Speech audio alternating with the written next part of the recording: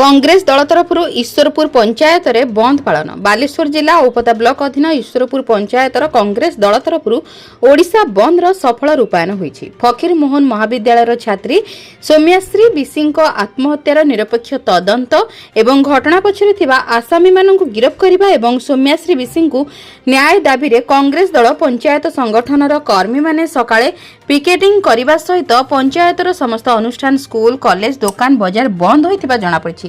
तबे कर्मी माने सरकार विरोधी स्लोगान दे पंचायत परिक्रमा करिथिबा देखा जायछि। उक्त बंद पालन रे सचिंद्र साहू, दिवाकर विश्वाल, अन्नपूर्णा बेहेरा, अनादि बारिक, गदाधर बिंधाणी, युधिष्ठिर प्रधान, राजेंद्र नायक, लंबुधर बर्सल, परशुराम पल्लेई, कुन्ना प्रधान, टांगुरु साहू प्रमुख 50 रु ऊर्ध्व कर्मी सामिल होई सहयोग करथिले।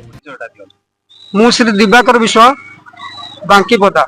उद्देश्य हूँ आमर जो बालेश्वर फकीर मोहन यूनिवर्सिटी जो सौम्यश्री हत्याकांड पर्दाफाश एवं उपयुक्त तदंत दाबी आमर है सरकार को जनइबा एवं ये अपारग सरकार नारी सुरक्षा ना रे जो नारा दौची ए नारी को प्रकृत में हत्या करुच्ची एवं नारी सुरक्षा से दे पारुनी। अपारग सरकार तुरंत गादी छाड़ू, यह हूँ आमर दाबी एवं यहाँ निरपेक्ष तदंत सीबीआई तदंत करी दोषी को उपयुक्त दंड फांसी दि जाऊ, एटा हूँ आमे दाबी करूँ। एथिपाई कांग्रेस दल डाकरारे कांग्रेस दल को मजबूत करने एवं ये दुर्नीति की हटेवा कांग्रेस दल आज सारा ओडिशा रे डाकरा दूची।